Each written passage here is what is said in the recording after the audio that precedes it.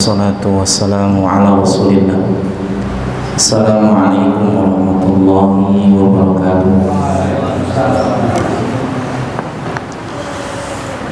Alhamdulillahi rabbil alamin. Wa bihi nasta'inuhu ala umuri dunya waddin. Wassalatu wassalamu ala ashrafil anbiya'i wal mursalin, Nabiyyuna Muhammadin sallallahu alaihi wasallam wa ala alihi wa sahbihi ajma'in wa ba'd.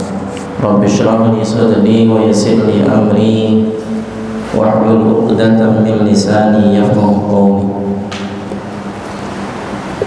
Puji syukur kehadirat Allah Subhanahu wa taala yang dengan izinnya pada kesempatan malam hari ini kita dipertemukan oleh Allah Subhanahu wa taala di dalam majelis ilmu yang mulia, yang mudah-mudahan menjadikan kita mendapatkan keutamaan sebagaimana apa yang kemudian disampaikan oleh Nabi kita Muhammad sallallahu alaihi wasallam. Majtama'a qaumun fi baitin min buyutillah yatluna kitaballahi wa yatadarasuna illa nazalat alaihimur rahmah wa haffathumul malaikah wa dzakarahumullahu fi man indah. Tidaklah suatu kaum itu berkumpul di salah satu di antara rumah-rumah Allah, mereka membaca dan mengkaji ayat-ayatnya, kecuali akan turun kepada mereka rahmat.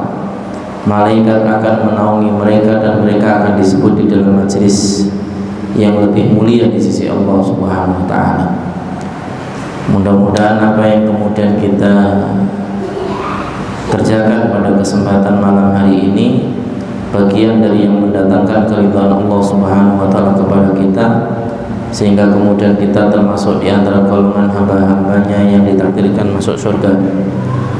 Salawat dan salam juga moga tetap tercurah kepada Nabi kita Muhammad sallallahu alaihi wasallam yang telah dipilih oleh Allah sebagai uswah hasanah, sehingga tak layak bagi setiap mukmin kecuali mengikuti apa yang telah beliau contohkan dan beliau sunahkan. Jamaah yang dimuliakan oleh Allah Subhanahu wa taala. Memang suaranya begini ya. Perasaan gede bener. Ya.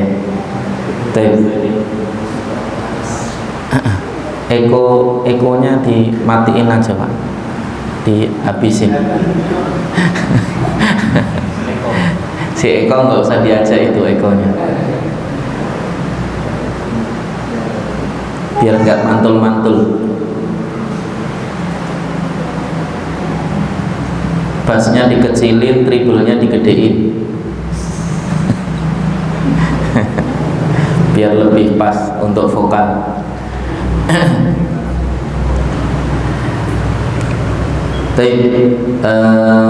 Nah kan enak kan suaranya kan. Pada kesempatan malam hari ini kita akan membahas tentang salah satu bab yang paling penting di dalam akhlak seorang muslim, karena bab inilah yang kemudian nanti akan menjadikan kita terjaga dari berbagai macam hal yang menjerumuskan kita kepada kemaksiatan, sekaligus kemudian menjadikan kita termasuk di antara orang-orang yang istimewa dan mulia, yaitu tentang bab malu ya. Jadi pentingnya malu bagi seorang mukmin. Diriwayatkan dari Uqbah dari Abi Mas'ud dari Nabi SAW, beliau bersabda, inna mimma adrakan nasu min kalamin nubuwatil ula idza lam tastahi fasna' ma syi'ta. Sesungguhnya di antara apa yang diketahui dari perkataan nubuat, perkataan para nabi oleh manusia, yang pertama kali adalah idza lam tastahi fasna' ma syi'ta. Jika engkau tidak malu maka berbuatlah sesukamu. Dan ini bagian dari yang juga menjadi salah satu di antara hal yang penting untuk kita perhatikan. Ada beberapa poin penting dalam permasalahan ini. Yang pertama adalah bahwa malu itu bagian dari yang baik yang dianjurkan oleh Islam kepada kita. Bahkan kemudian di dalam redaksi yang lain Nabi SAW juga menyebutkan al-haya'u khairun kulluhu. Sesungguhnya rasa malu itu semuanya adalah baik. Rasa malu itu semuanya adalah baik. Dan ini bagian dari yang juga tidak boleh kita abaikan begitu saja, apalagi di mana kita hidup hari ini, hidup di masa di mana manusia itu sudah mulai kehilangan urat malunya, ya, ugat-ugat depan kamera gitu kan, tiktokan, ya kan, apalagi dengan berbagai macam euforia hari ini dengan media sosial yang ada. Dikit-dikit posting, dikit-dikit update dengan berbagai macam apa yang kemudian ingin dijadikan sebagai konten tanpa mempertimbangkan rasa malu tadi. Dan ini menjadi bagian dari yang tidak boleh diabaikan oleh seorang mukmin, karena sifat malu itu adalah sifat utama yang harusnya dimiliki oleh seorang mukmin. Tidak boleh diabaikan begitu saja. Menjadi bagian dari yang penting untuk kita jadikan sebagai pelajaran berharga bagi kita, bagaimana kemudian salah satu di antara apa yang kemudian disampaikan oleh Nabi kita kepada kita terkait dengan salah satu sifat yang paling utama adalah bagaimana kita melazimi sifat malu tadi. Malu itulah yang nanti akan menghalangi kita dari berbagai macam bentuk kemaksiatan. Malu itu pula nanti akan menghalangi kita dari berbagai hal yang kemudian menjerumuskan kita kepada keburukan. Malu itulah yang kemudian nanti menjadikan kita selamat dari berbagai macam hal yang menjerumuskan kita kepada kemurkaan Allah Subhanahu wa Ta'ala. Karena hampir semua hal yang Allah benci itu salah satu di antara asal usulnya adalah karena tidak adanya rasa malu. Terutama apa? Malu kepada Allah Subhanahu wa Ta'ala. Dan ini bagian dari yang juga penting untuk kita jadikan sebagai pelajaran berharga bagi kita. Bagaimana seorang mukmin itu melazimi sifat malu tadi itu, supaya kemudian itu menjadi bagian dari yang selalu dijadikan sebagai pedoman di dalam dia bertingkah laku, sehingga tidak menjadikan dia terjumus pada perbuatan-perbuatan yang Allah murkai tadi. Dan ini salah satu di antara hal yang penting untuk kita jadikan sebagai pelajaran berharga bagi kita, bagaimana harusnya seorang muslim itu bersikap. Di dalam redaksi tadi itu Nabi mengatakan dua komponen, ya, kalimat yang kemudian harusnya juga menjadi perhatian kita. Yang pertama adalah kalimat idza lam tastahi, yang kedua adalah fasna ma syi'ta. Kalimat fasna ma syi'ta itu bukan kemudian menjadi hukum bolehnya kita berbuat sesuka kita, tidak. Menunjukkan bahwa Nabi ingin mengajarkan kepada kita bagaimana kita berbuat itu bukan sesuai kehendak, tapi sesuai aturan. Dan ini penting, bahwa apa yang kemudian menjadi tolak ukur kita di dalam beramal itu bukan sesuai kemauan kita, tapi sesuai aturan yang kemudian Allah dan Rasulnya inginkan. Dan ini bagian dari yang juga penting untuk kita jadikan sebagai perhatian. Bahkan Nabi SAW juga pernah dinasihati oleh Jibril alaihissalam, ya, dinasihati oleh Jibril alaihissalam, ya Muhammad i'mal ma syi'ta fa innaka mayyit. Wahai Muhammad, berbuatlah sesukamu, sesungguhnya engkau nanti akan mati. Yang kalau engkau sudah mati nanti akan mempertanggungjawabkan seluruh apa yang kemudian engkau kerjakan ketika di dunia.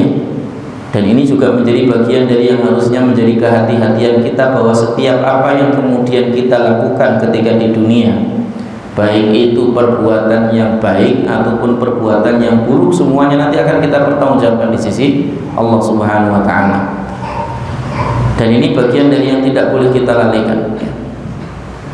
Maka kalimat idza lam tastahi fasna ma syi'ta tadi itu bukan kemudian maknanya bahwa kita boleh berbuat sesukanya, tidak. Tapi maknanya adalah bahwa harusnya seorang mukmin itu hidupnya berdasarkan aturan. Aturan siapa? Aturan Allah dan Rasulnya. Dan ini bagian dari yang tidak boleh diabaikan begitu saja, ya. Maka dijelaskan di sini, wa fihi isyarun bi anna alladhi yarda'u al-insanu an muwafaqati su'i huwal haya. Hadis ini mengajarkan kepada kita bahwa salah satu di antara yang bisa menghalangi seseorang dari melakukan satu keburukan, dan apa yang kemudian tidak disukai oleh Allah Subhanahu wa taala, itu adalah rasa malu tadi. Fa idzan khala'a minhu kana kal ma'muri birtikabi kulli dhalalatin wa ta'ati kulli sayyi'ah. Yang jika dia sudah melepas rasa malunya tadi itu, maka seakan-akan tidak ada lagi penghalang dia dari melakukan satu keburukan atau melakukan satu kesesatan. Dan ini bagian dari yang juga menjadi salah satu di antara pelajaran berharga yang kemudian harus kita jadikan sebagai pelajaran bagi kita, ya. Disebutkan di dalam kitab Al-Murqam menjelaskan hadis ini juga, ar-radi'a ma la yanbaghi huwa hayat minallahi ta'ala. Segala hal yang bisa menghalangi seseorang itu untuk melakukan segala sesuatu yang tidak disukai atau tidak dicintai oleh Allah, atau tidak layak untuk dilakukan sebagai hamba Allah, itu adalah rasa malu kepada Allah Subhanahu wa taala. Malu ketika Allah melihat dirinya melakukan kemaksiatan kepadanya. Fa idza lam yakun sadara kullama la yanbaghi. Kalau tidak memiliki rasa malu, maka akan menjadikan dia melakukan segala apa yang tidak layak untuk dia lakukan. Fal amru bi maknal khabar awil amru litahdid. Jadi walaupun sigohnya atau bentuknya tadi itu seperti perintah, ya. Idza lam tastahi fasna masyita. Jika engkau tidak malu maka kerjakan semaumu. Itu kan kalimatnya perintah, tapi maknanya itu adalah berita atau penjelasan dari Nabi bahwa harusnya kita tidak berbuat sesuka dan semau hati kita, tapi gunakan rasa malu tadi itu sebagai kontrolnya. Dan ini bagian dari yang juga penting untuk kita jadikan sebagai perhatian bagi kita di dalam kita melakukan sesuatu. Yang hari ini bagian dari yang mulai sangat langka kita dapat adalah rasa malu tadi. Dari generasi-generasi muda kita, mereka hanya peduli tentang bagaimana ngeksis aja, walaupun kartunya bukan aksis. Mereka hanya peduli tentang bagaimana menampilkan konten dan mendapatkan subscribe terbanyak sehingga bisa monetize YouTube-nya saja. Tidak peduli apakah ini bagian dari yang dihalalkan atau diharamkan oleh syariat, ya. Dan ini bagian dari yang sering kali terjadi hari ini. Makanya ada sebuah nazam yang kemudian perlu kita jadikan sebagai renungan juga bagi kita, ya. Ada sebuah syair, idza lam takhsha aqibatal layali wa lam tastahi fasna' ma tasha fala wallahi ma fil 'aishi khairu wa fid dunya idza dhahabal haya'u ya'ishul mar'u mastahya bi khairin wa yabqa al-'audu ma bakiyal liha'u. Jika engkau tidak takut, tidak khawatir dengan akibat dari malam hari, maksudnya kemaksiatan yang engkau lakukan di malam hari, walam tastahi, dan engkau tidak malu, fasna' ma tasha'u, maka engkau bisa berbuat sesuka. Fala wallahi ma fil 'aishi khairu, demi Allah tidak ada kebaikan dalam kehidupan, wa fid dunya, dan juga kebaikan di dunia, idza dhahabal haya'u, ketika kemudian rasa malu itu hilang dari diri kita. Ya'ishul mar'u mastahya bi khairin wa yabqal 'amdu ma baqiya liha'u. Ya. Seorang itu akan hidup ketika kebaikan itu hidup di dalam dirinya. Wa yabqal 'amdu ma baqiya liha'u, dan dia akan kembali ketika kemudian dia masih memiliki rasa malu tadi. Dan ini bagian dari yang juga penting untuk kita jadikan sebagai pelajaran betapa pentingnya rasa malu.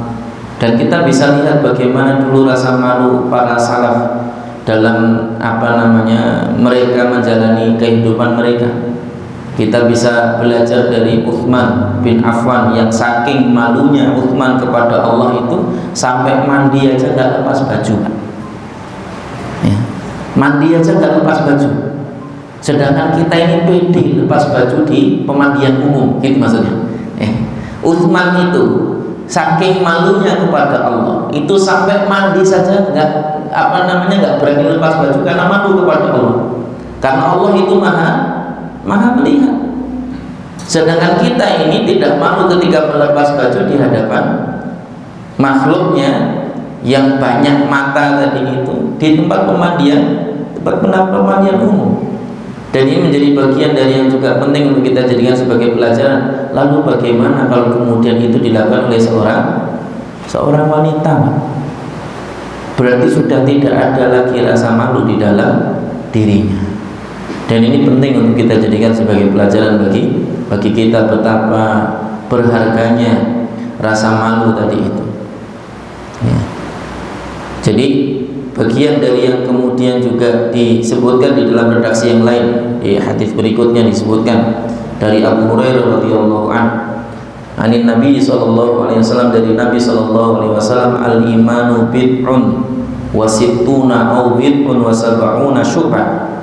Sesungguhnya iman itu ada 70 sekian atau 60 sekian cabang. Afdhaluha la ilaha illallah. Yang paling afdal dan paling mulia itu adalah kalimat la ilaha illallah. Wa adnaha imatatul adza 'anit thariq, dan yang paling rendah itu adalah menyingkirkan penghalang dari jalan, bukan malah masang. Ini penting. Jadi yang harusnya disingkirkan itu segala macam bentuk penghalang apapun itu, paku kah, lubang kah, kemudian polisi kah, yang tidur Pak, singkirkan aja. Ya, itu menghalangi. Ya. Kalau yang bangun ya, kalau berani nggak apa-apa, kalau nggak berani nggak usah ya. Nah, ini penting untuk dijadikan sebagai perhatian sampai sesuatu yang dibuat menghalangi jalan saja sampai disebutnya polisi tidur. Nggak tahu gimana ceritanya itu sampai disebut polisi tidur itu ya. Sampai ada ungkapan yang nyusahin aja, yang tidur aja nyusahin, apalagi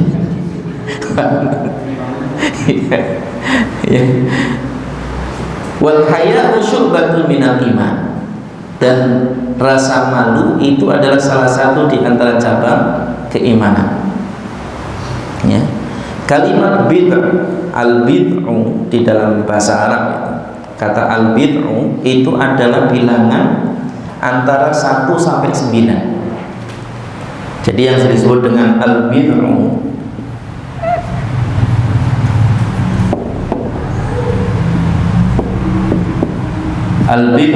itu adalah madunal asyrah, semua angka di bawah 10 itu, antara 1 sampai 9 itu yang disebut dengan bid'u. Jadi kalau disebutkan bid'un wa sab'in atau bid'un wa sitti, itu maksudnya adalah 60 sekian, bisa 61, bisa 62, bisa 63 sampai 69.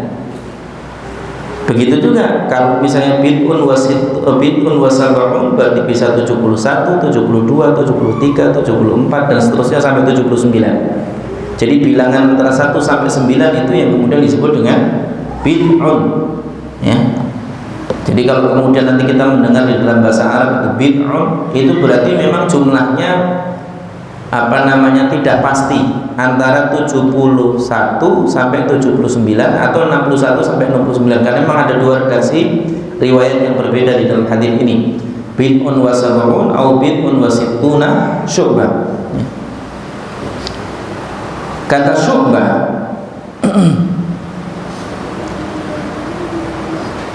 disebutkan di sini itu adalah bagian atau potongan dari sesuatu yang pokok, itu disebut dengan syu'bah.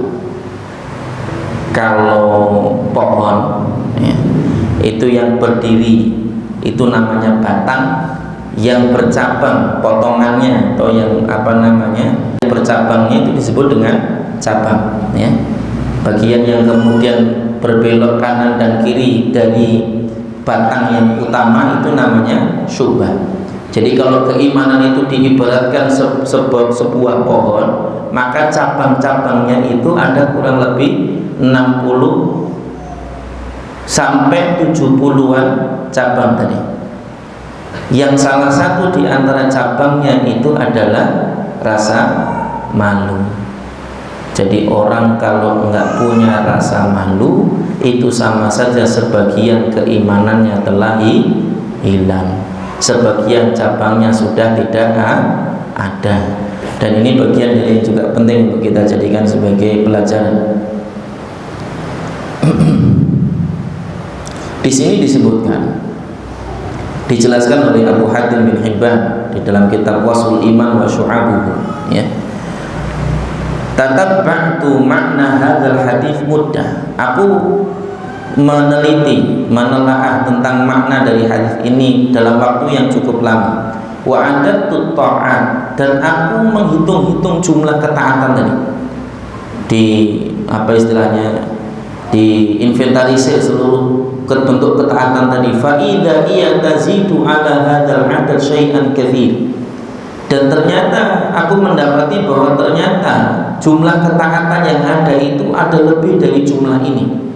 Farajatu ila sunan fa'addatu kulla ta'atin addadaha Rasulullah sallallahu alaihi wasallam minal iman. Lalu kemudian aku kembali, ini bedanya kita sama ulama. Kalau kita itu dengar bilangan bahwa iman itu ada sekitar 70-an sekian atau 60-an sekian cabang, ya sudah sampai situ aja kita. Nggak pernah ngitung, nggak pernah neliti. Itu kalau kita. Kalau ulama itu mendengar sebuah hadis itu langsung meneliti lah, ya, langsung diteliti, dihitung itu. Lalu kemudian dirujuk kembali ke sunnah-sunnah dari Nabi Sallallahu Alaihi Wasallam. Fa'adatu kulla ta'atin haddadaha Rasulullah Sallallahu Alaihi Wasallam minal imani. Dan kemudian aku menghitung setiap hadis yang menyebutkan tentang ketaatan yang terkait dengan iman tadi itu, faidah hiya tangkus alal bid'ah sab'in. Ketika aku hitung yang disebutkan oleh Nabi di dalam sunnah itu kurang dari 70-an sekian tadi. Farujatu ila kitabillahi ta'ala. Lalu kemudian aku rujuk kembali kitab Allah Azza wa Jalla. Fa'addatu kulla ta'atin adda Allah minal iman. Lalu kemudian aku menghitung setiap bentuk ketaatan dan yang merupakan bagian dari iman tadi. Faidah hiya tanqus anil bid'i wa sab'in. Fadhamantu ila kitabi was sunnah wa asqatul mu'ad. Fa idza kullu syai'in addahu Allah wa rasuluhu alaihi salam minal imani bid'un wa sab'un la yazidu 'alaiha wa la yanqus. Tapi ketika aku kumpulkan keduanya ya, yang ada di dalam kitab Allah dan yang ada di dalam sunnah nabinya, kemudian aku hitung ulang, mengabaikan segala apa yang tidak disebutkan di dalam kitab dan tidak disebutkan di dalam sunnah Nabi tadi itu, dan ternyata aku dapati jumlah ketaatan yang Allah sebutkan dan Rasulnya sebutkan di dalam kitabnya dan di dalam hadisnya itu ada 70-an sekian ketaatan tadi itu, tidak lebih dan tidak kurang ya. Ini penjelasan dari Ibnu Hibban. Ibnu Hibban ini salah seorang di antara ulama hadis yang menulis kitab yang mengumpulkan hadis dalam kitabnya Sahih Ibnu Hibban. Disebut Sahih Ibnu Hibban itu karena itu adalah hadis-hadis sahih yang dikumpulkan Ibnu Hibban yang memiliki syarat Bukhari dan Muslim, tadi tidak masuk dalam Sahih Bukhari dan juga tidak masuk dalam Sahih Muslim. Nah, ini bagian dari juga penting untuk kita jadikan sebagai pelajaran bagi kita. Fa'alimtu anna muradan Nabi sallallahu alaihi wasallam anna hadzal 'adad fil kitabi wa sunnah. Sehingga aku mengetahui bahwa yang dimaksud dengan jumlah 70-an sekian tadi itu adalah jumlah di dalam kitab dan jumlah di dalam sunnah Nabi sallallahu alaihi wasallam. Ya. Di dalam kitab Umdah dijelaskan, fa in qila idza kana al-imanu bid'an wa sab'ina syu'bah fa hal yumkinukum an tusammuha bi asma'iha wa in ajaztum an tafsiliha fa hal yasihu imanukum bima huwa majhul. Ya. Pernah ditanyakan kepada penulis kitab Umdah tadi itu, jika iman itu memang betul-betul ada 70 sekian cabang tadi, apakah mungkin bagimu untuk menyebutkannya satu persatu? Dan jika engkau tidak mampu untuk menjelaskannya satu persatu, apakah sah keimanan dengan sesuatu yang tidak diketahui? Maka kemudian dijawab oleh penulis Umdah tadi itu, iman nabi makullifnaha sahihun wal ilmu bihi hasil wa dzalika min wajhain. Ya. Bahwa sesungguhnya iman kami itu berdasarkan atas apa yang ditetapkan kepada kami dari yang sahih, dan pengetahuan terhadap apa yang diketahui dari hadis-hadis sahih tadi itu. Dan itu terbagi dalam dua kelompok. Yang pertama adalah apa yang kemudian sudah disebutkan atau sudah dinaskan, apa yang menjadi iman, tingkatan iman yang paling tinggi atau cabang iman yang paling tinggi, yaitu la ilaha illallah tadi itu. Dan yang paling rendah adalah menyingkirkan diri dari jalan tadi itu, yang itu semuanya mencakup seluruh macam bentuk ketaatan yang kemudian diketahui. Maka segala macam bentuk kebaikan yang diperintahkan Nabi itu semuanya adalah bagian dari iman. Sebagaimana misalnya ketika Nabi menyebutkan man kana yu'minu billahi wal yawmil akhir falyukrim jaruhu, barang siapa yang beriman kepada Allah dan hari akhir maka dia hendaklah memuliakan tetangganya, hendaklah dia memuliakan tamunya, hendaklah dia berkata yang baik atau diam. Itu yang jelas disebutkan di dalam nas, ya. Yang kedua adalah annahu lam yujab alaina ma'rifata hadhil asya' bi khawasi asma'iha. Syariat tidak membebani kami dengan mengetahui setiap apa yang kemudian disebutkan dari ini, hatta yulzimuna tasmiyatuha fi aqdil iman, sehingga menjadikan kami, mewajibkan kami untuk menamainya sebagai bentuk akad keimanan tadi itu. Wa kullifna tasdiq bi jumlatiha, dan kami hanya dibebani untuk membenarkan secara umum, kama kullifnal iman bi malaikatihi, sebagaimana keimanan kepada para malaikat yang jumlahnya kita tidak tahu, ya. Kita hanya diperintahkan untuk beriman secara umum saja kepada jumlah malaikat.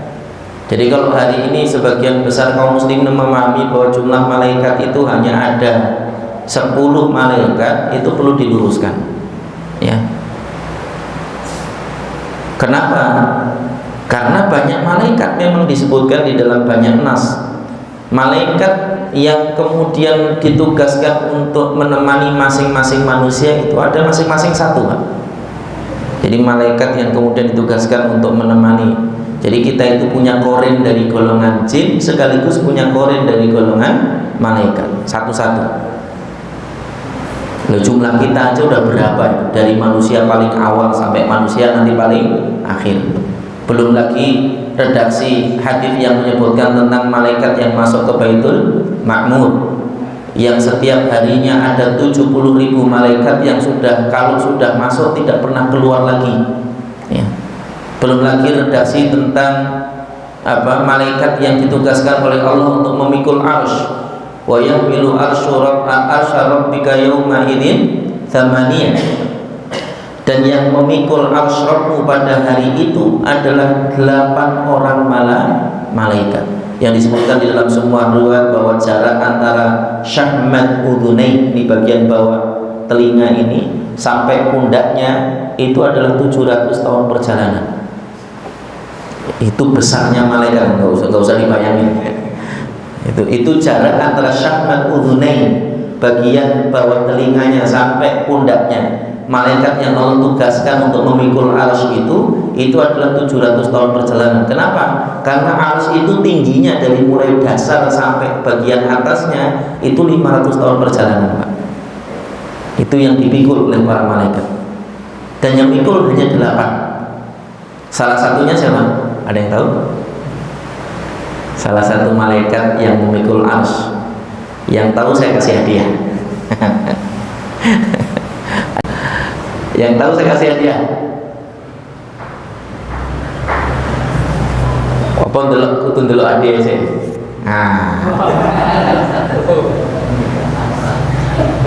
Yang tahu saya kasih hadiah nih, beneran. Saya kasih waktu 1 menit. Hah? Enggak. Lumayan nih, dapat kuota berapa nih? Ya, dihitung Mas, 1 menitnya sampai kapan? Saya nggak meniting. Ya, setengah menit lagi. Beneran ini mah.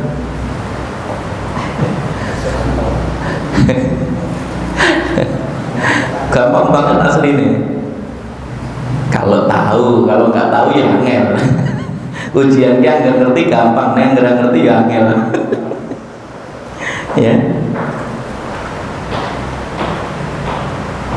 10, 9, 8, 7, 6, 5, 3, 2, 1. 4-nya carry. Masuk lagi. Namanya Israfil, Pak. Baru tahu ya. Disebutkan di dalam sebuah hadits terkait dengan malaikat Israfil itu. Malaikat Israfil itu adalah salah satu di antara malaikat yang bertugas memikul arsy tadi.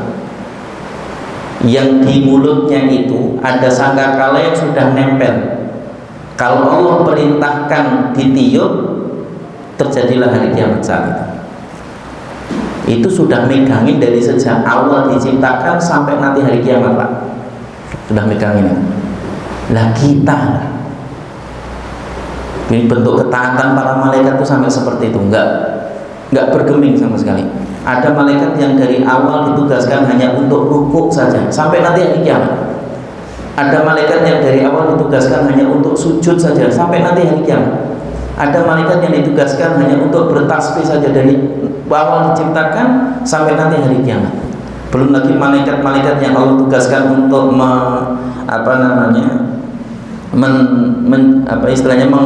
mengurusi segala macam apa yang kemudian terjadi di dunia, dari setiap dedaunan yang tumbuh sampai yang jatuh, termasuk kemudian batang-batang yang patah dan lain sebagainya. Semuanya itu kemudian menjadi bagian dari yang masuk dalam kategori iman kepada malaikat yang harus kita imani. Ya.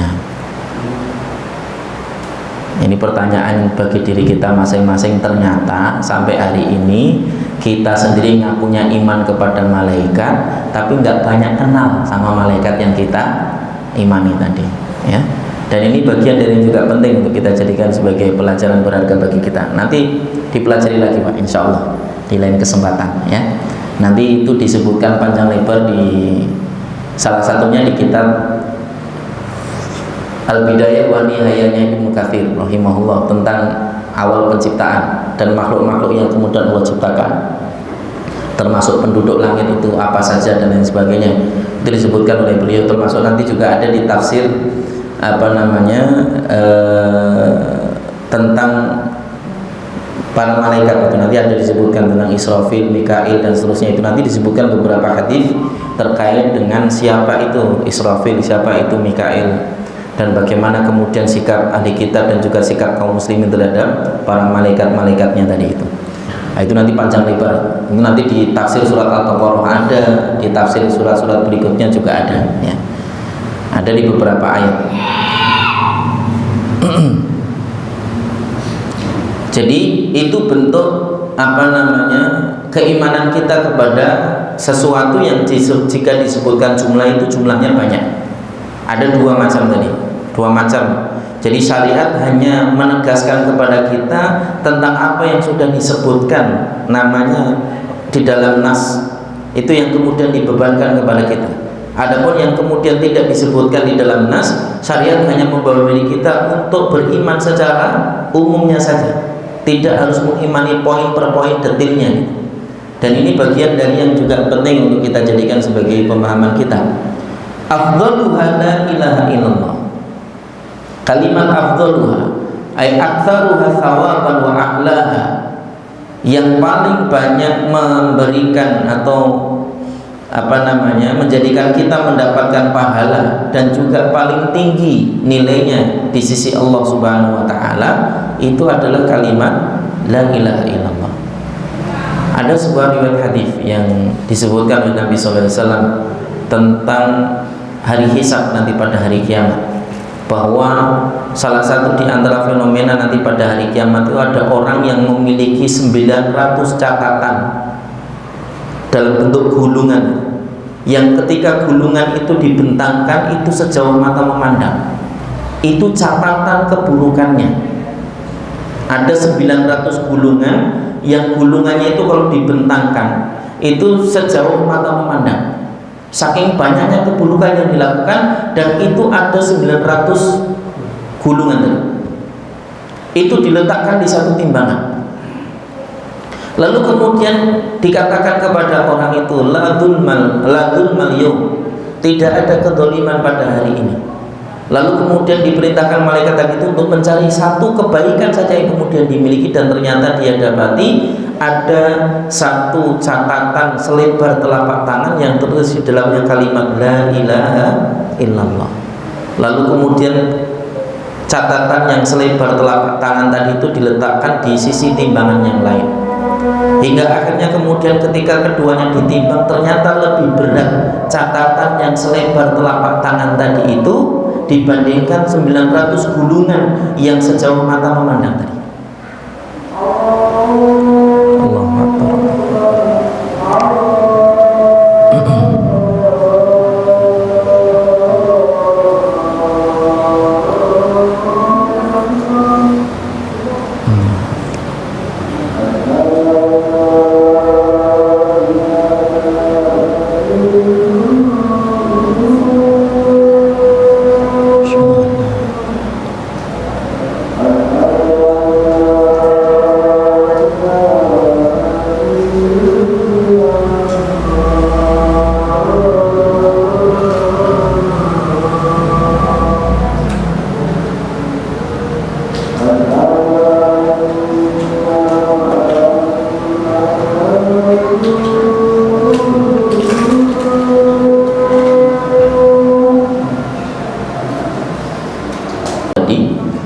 Yang hanya berupa catatan selebar telapak tangan ternyata jauh lebih berat nanti di timbangan daripada segala macam bentuk keburukan yang pernah kita lakukan. Maka jangan pernah meremehkan zikir, meskipun hanya satu kalimat saja, la ilaha illallah. Jadi kalau sebagian hari ini yang kemudian banyak yang mengatakan nggak usah ngucapin la ilaha illallah setelah sholat, itu nggak ada dalilnya gitu misalnya. Lo itu zikir secara umum ya boleh-boleh saja, zikir setelah sholat itu hukumnya sunnah. Atau nggak zikir aja nggak apa-apa, apalagi zikir gitu maksudnya kan. Dan ini penting untuk didudukkan. Jadi kalimat la ilallah itu bukan kalimat zikir seperti biasa. Itu kalimat yang sangat istimewa. Dan itu disebut sebagai cabang iman yang paling tinggi. Jadi walaupun secara sunnah fi'liyahnya yang dilakukan Nabi, kalau Nabi itu setelah sholat itu mengucapkan istighfar 3 kali, kemudian mengucapkan kalimat la ilaha illallah wahdahu la syarika lahu lahul mulku wa lahul hamdu dan seterusnya itu. Kemudian ada tasbih 33 kali ya. Kemudian takbir 33 kali dan juga tahmid 33 kali ya. Itu bagian dari contoh saja dari Nabi tentang apa yang harusnya dilakukan setelah sholat. Tapi itu bukan sesuatu yang paten. Maksudnya kita boleh berzikir ditambah dari apa yang kemudian dilakukan Nabi atau berbeda. Karena itu salah bagian dari amalan sunnah yang kemudian kita boleh pilih, gitu. Antum habis sholat langsung pergi juga tidak ada kesalahan, itu bukan amalan wajib. Dan ini bagian dari yang juga penting untuk kita jadikan sebagai pelajaran. Jadi nggak usah terlalu banyak nyinyir. Bisa jadi amalan kita dibandingkan mereka lebih banyak kan mereka, karena mereka banyak pikir, kita banyak nyinyir dan itu. Itu yang kemudian jadi penting untuk kita jadikan sebagai pelajaran. Pelajaran dari kalimat afdaluha la ilaha illallah. Di sini juga dijelaskan wa fi fadlut tauhid. Ini sekaligus mengajarkan kepada kita tentang keutamaan tauhid. Fayambakil mazidu minal ihtimamu bihi, sehingga layak bagi kita untuk menambah perhatian kita terhadap kalimat tauhid tadi itu. Ya. Jangan meremehkan itu. Ya. Dan ini bagian dari yang juga penting untuk kita jadikan sebagai pelajaran. Nanti habis isya lanjut apa gimana? Habis isya tanya jawab. Jadi ini sampai komat materi. Ya, ini tambahan kan. Jadi sebenarnya masih ada beberapa tambahan penjelasan, nanti kita tambahkan setelah sholat isya saja ya. Demikian barangkali saya skors dulu sampai di sini, nanti pada isya kita lanjutkan sedikit. Kemudian kita lanjutkan tanya jawab insyaallah. Wabillahi taufiq wal hidayah. Sallallahu alaihi Muhammadin wa ala alihi wasallam. Assalamualaikum warahmatullahi wabarakatuh. Alhamdulillah wassalatu wassalamu ala Rasulillah. Assalamualaikum warahmatullahi wabarakatuh.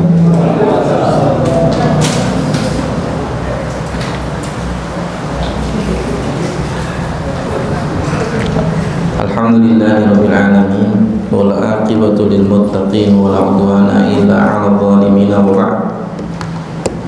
Kita lanjutkan sedikit ya terkait dengan hadis yang ke 598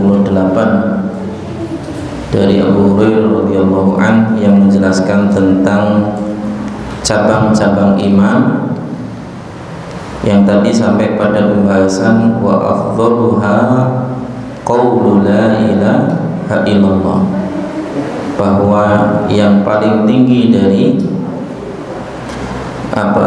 cabang keimanan itu adalah kalimat la ilaha illallah.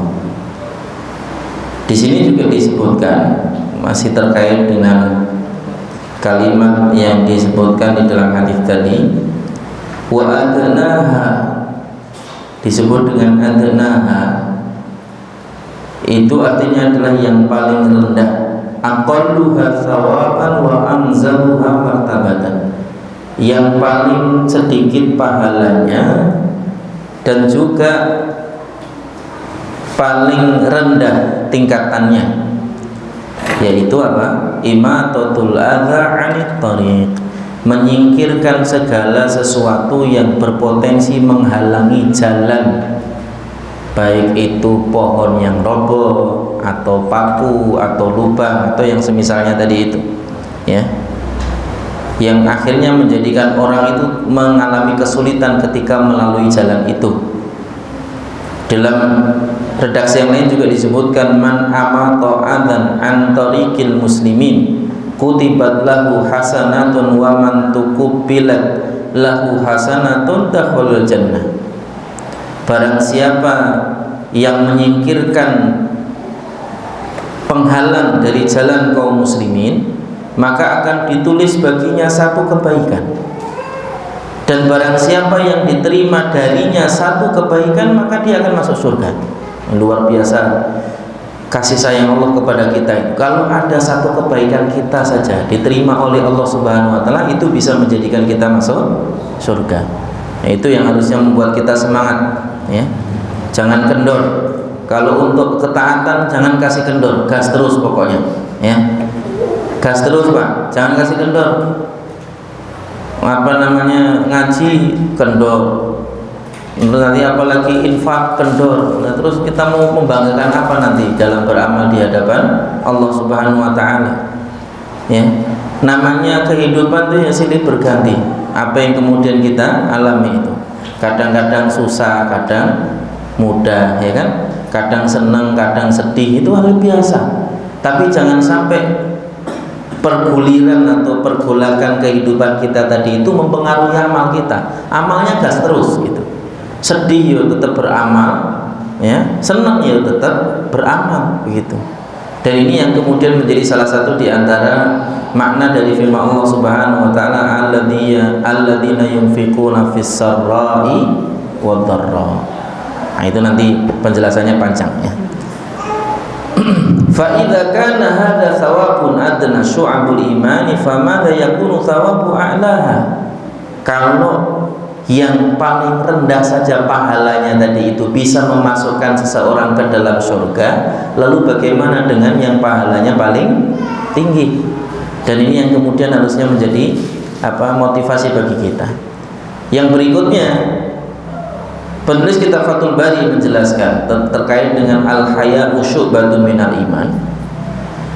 Al-haya'u huwa fil lughatin taghayyurun wa inkisarun ya'taril insanu min khaufi ma yu'abu bihi, yaitu perubahan dan juga merasa hancur ketika tampak darinya sesuatu yang ia takutkan aibnya itu diketahui oleh orang lain. Wa qad yutlaq ala mujarradi tarki syai' bisababi wa tarku innama huwa min lawazimihi, sehingga akhirnya menjadikan dia meninggalkan sesuatu yang berpotensi menjadikan aibnya tadi itu diketahui oleh orang lain. Itulah yang kemudian disebut dengan rasa malu, ya. Yang secara syar'i namanya rasa malu itu adalah khuluqun yab'atsu ala ijtimabil qabih, yaitu akhlak yang menjadikan kita menjauhi segala yang buruk, itulah malu. Kalau malu dari kebaikan nggak boleh. Malu itu hanya menjadikan kita terhindar dari segala yang buruk, segala yang tercela, itulah malu. Tapi kalau kemudian dari kebaikan nggak boleh malu, ya. Dan ini bagian dari yang menjadi makna sabda Nabi SAW, al-haya'u khairun kulluhu, bahwa rasa malu itu semuanya adalah baik ketika rasa malu itu menghindarkan dirinya dari segala macam bentuk keburukan. Tapi kalau malu dari kebaikan itu jadinya nggak baik. Dan ini bagian dari yang juga penting untuk kita jadikan sebagai perhatian kita, ya. Sampai di sini dulu barangkali penjelasan tentang sifat malu yang kemudian harus dimiliki oleh seorang mukmin tadi itu, ya. Masih ada beberapa hadis lagi terkait dengan rasa malu yang nanti akan kita bahas di kemudian hari insyaallah. Ada yang ingin ditanyakan? Monggo dipersilakan. Halo. Dikasih hadiah diem aja, suruh nanya diem aja, karena piye sih? Ada? Jangan malu-malu. Jangan malu-malu kok, jangan malu-malu, tak akhirin. Monggo, ada?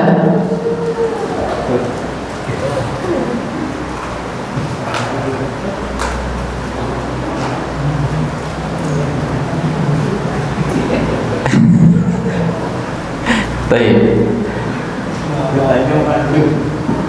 Apa malu bertanya? Nah, ini yang kemudian jadi penting untuk didudukkan. Ada? Monggo. Cukup? Kok cukup ya alhamdulillah juga tentang Bali saya. Baik. Demikian barangkali yang dapat kita kaji pada kesempatan malam hari ini, mudah-mudahan memotivasi kita untuk memiliki akhlak-akhlak yang mulia tadi itu. Di antaranya adalah sifat malu. Mudah-mudahan Allah memudahkan kita di dalam menjalani setiap ketaatan yang Allah perintahkan kepada kita, dan menjadikan kita berkumpul kembali di surganya kelak ketika di akhirat insyaallah. Amin ya rabbal alamin. Wabillahi taufiq wal hidayah. Mohon maaf atas salah kata, salah ucap, salah tingkah. Wa sallallahu ala nabiyyina Muhammadin wa ala alihi washabihi wasallam. Subhanakallahumma wa bihamdika asyhadu an la ilaha illa anta astaghfiruka wa atubu ilaik. Wassalamu alaikum warahmatullahi wabarakatuh.